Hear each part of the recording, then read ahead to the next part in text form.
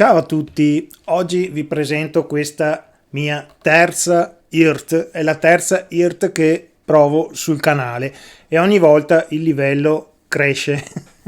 Questa è la DMX9, guardate, è il primo gold top che ho in vita mia, non ho mai avuto un particolare interesse per il gold top, ora che ce l'ho mi piace un casino, è veramente un gran bel colore. E la chitarra è veramente bella. Vedete, è disponibile in vari colori nel loro sito. È una chitarra che andiamo a vedere a fondo in questo video. Prima, per gli amanti dell'unboxing, 50 secondi esatti di unboxing.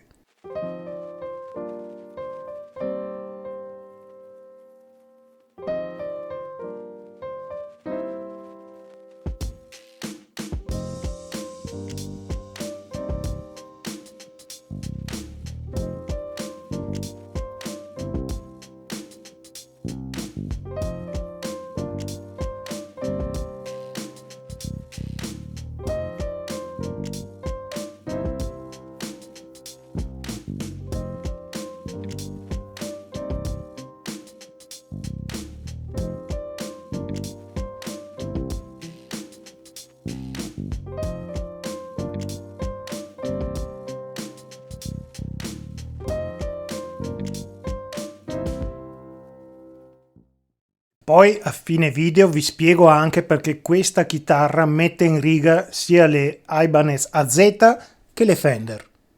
Ok, gli amanti dell'unboxing sono sistemati. Andiamo a parlare un po' di caratteristiche. Questa chitarra ha un corpo in mogano tostato, un manico in acero tostato, bellissimo, lo vedete. Il manico è satinato.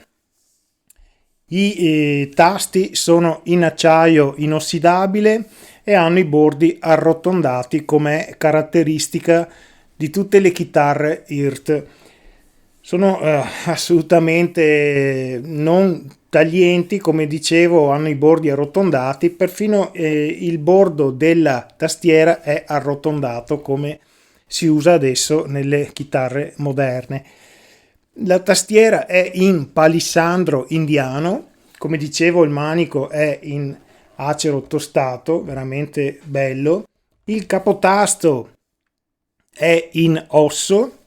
Le meccaniche sono meccaniche IRT, non sono autobloccanti, ma vanno bene e le ho messe alla prova, dopo lo vedremo.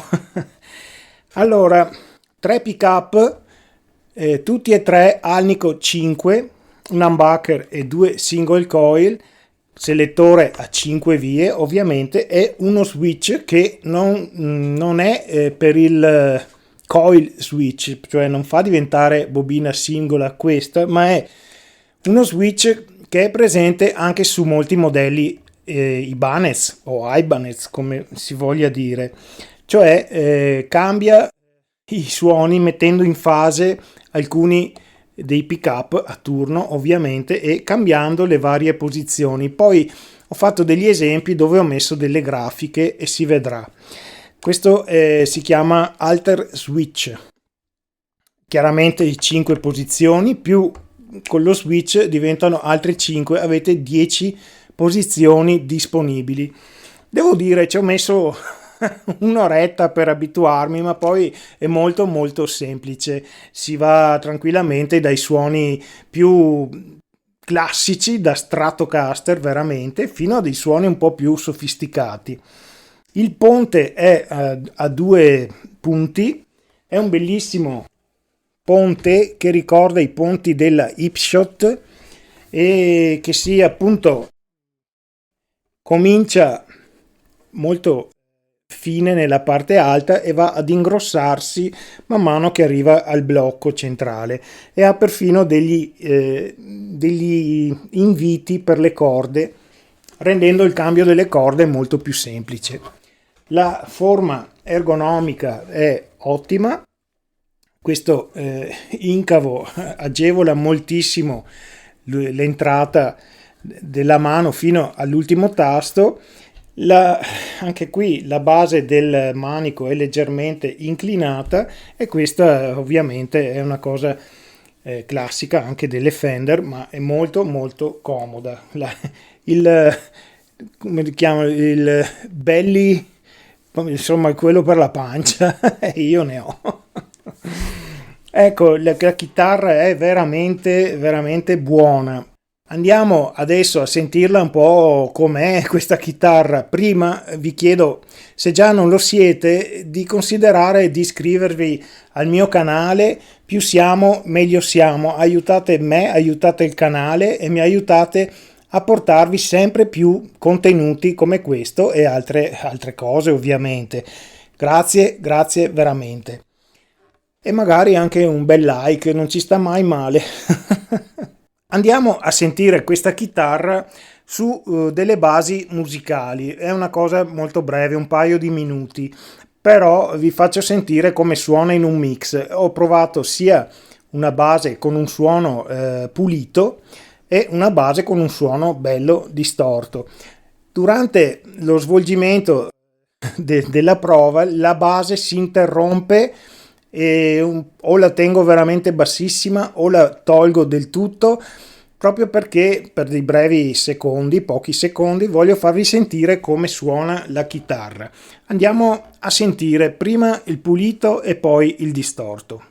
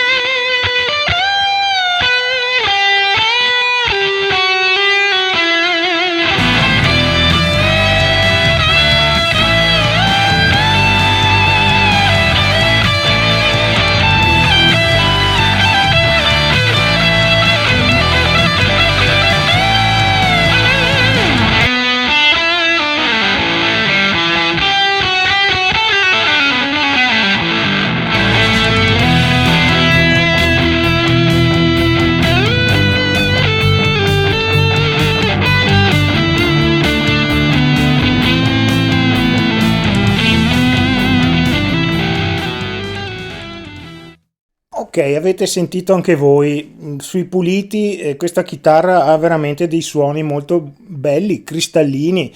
Direi che ci sta proprio bene da fare jazz, blues e tutto il resto. Sui suoni distorti, anche qua veramente sono rimasto stupito, perché pur avendo una distorsione abbastanza pesante, è molto intelligibile, molto definita e cristallina la nota e le varie note che si sentono, insomma. Bene, una cosa che volevo anche farvi sentire è come tiene l'accordatura questo ponte. L'ho messo un po' sotto pressione e vediamo un po' cosa succede.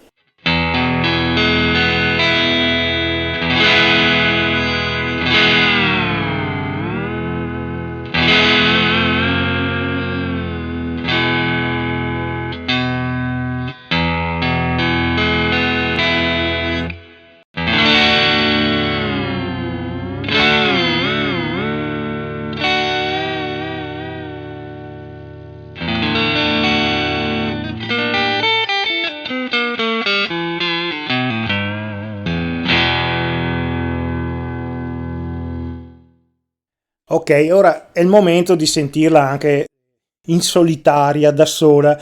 Andiamo a sentire un po' di suoni puliti. Durante l'esecuzione ho messo delle grafiche appunto anche per farvi capire quando è in modalità off e quando è in modalità on, evidenziando anche quale dei pick up o quali dei pick up sono coinvolti nella cosa.